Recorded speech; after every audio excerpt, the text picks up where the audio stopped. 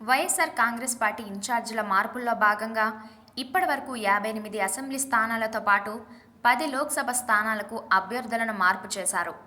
మిగిలిన 13 ఎంపీ స్థానాల్లో 3 స్థానాల్లో ఎలాంటి మార్పు లేదని తెలుస్తోంది. Kadapa MP Avinash Reddy, Rajampet MP Mithun Reddy, Bapatla MP Nandigam Suresh స్థానాలు పదిలంగానే ఉన్నాయి.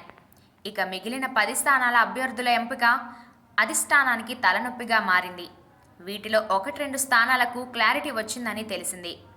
మిగిలిన 7-8 స్థానాలకు పలువురు పేర్లు పరిశీలనలో ఉన్నప్పటికీ తుది నిర్ణయం ఇంకా తీసుకోలేదు. అలాగే అసెంబ్లీ స్థానాల విషయంలో కూడా కొన్ని మార్పులు చేద్దామనుకున్న స్థానాలను సిట్టింగ్లకే ఇచ్చేలా అధిష్టానం పరిశీలిస్తున్నట్లు తెలుస్తోంది. వీటిలో బొబ్బిలి సిట్టింగ్ ఎమ్మెల్యే అప్పలనాయుడుకు తిరిగి కేటాయించే ఛాన్స్ ఉంది. ఇక్కడ కొప్పుల వెలమ అభ్యర్థిని రంగంలోకి దించాలని అనుకున్నప్పటికీ సరైన అభ్యర్థి దొరక్కపోవడంతో అప్పలనాయుడును కొనసాగించే అవకాశం కనిపిస్తోంది. ఇక ఎచ్చర్ల ఎమ్మెల్యే గొర్లె కిరణ్కు తిరిగి ఇదే స్థానం ఖరారయ్యే అవకాశం ఉంది. పెందుత్తి ఎమ్మెల్యే అదీప్ రాజ్కు తిరిగి అక్కడే సీటు కేటాయించే అవకాశం ఉంది. ఇక ఎంపీ స్థానాలకు అభ్యర్థుల ఎంపిక కొలిక్కి రాలేదు. విజయనగరం ఎంపీగా మజ్జి శ్రీను అనుకున్నప్పటికీ ఈయన స్థానంలో చంద్రశేఖర్ పేరు వినిపిస్తోంది. అనకాపల్లి ఎంపీ అభ్యర్థిగా మంత్రి గుడివాడ అమర్నాథ్ పేరు వినపడుతోంది. ఇక కాకినాడ పార్లమెంట్ స్థానానికి చలమల శెట్టి సునీల్ పేరు దాదాపు ఖరారైనట్లేనని తెలుస్తోంది. రాజమండ్రి ఎంపీగా జక్కంపూడి రాజా పేరు పరిశీలించినప్పటికీ వెలమ సామాజిక వర్గం అభ్యర్థి కోసం పలువురు పేర్లు పరిశీలనలో ఉన్నాయి.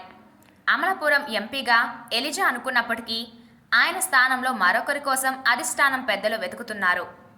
మచిలీపట్నం పార్లమెంట్ ఇన్ఛార్జిగా అవనిగడ్డ సిట్టింగ్ ఎమ్మెల్యే సింహాద్రి రమేష్ బాబు పేరు పరిశీలనలో ఉంది. గుంటూరు స్థానానికి మేయర్ కావటి మనోహర్ నాయుడు పేరు మొదట్లో పరిశీలించినా ఆయన వద్దనుకున్నట్లు తెలుస్తోంది. అందుకే మరో బలమైన అభ్యర్థి కోసం అధిష్టానం పలువురు పేర్లను పరిశీలిస్తోంది. నరసరావుపేట ఎంపీగా అనిల్ కుమార్ యాదవ్ దాదాపు ఖరారైనట్లేనని సమాచారం. నంద్యాల టికెట్ను మైనారిటీలకు ఇచ్చే ఆలోచనలో అధిష్టానం ఉన్నట్లు సమాచారం. ఒంగోలు పార్లమెంట్ అభ్యర్థిగా మద్దిశెట్టి వేణుగోపాల్ లేదా చెవిరెడ్డి భాస్కర్ రెడ్డికి ఇచ్చే అవకాశం ఉన్నట్లు పార్టీ పెద్దల నుంచి అందుతున్న సమాచారం. ఈ స్థానాలపై కసరత్తు కొలిక్కి రావడానికి మరికొంత సమయం పట్టే అవకాశం ఉంది. ఆ తర్వాతే 5వ జాబితా విడుదల చేసేలా వైఎస్ఆర్సీపీ అధిష్టానం ముందుకు వెళ్తున్నట్లు తెలుస్తోంది.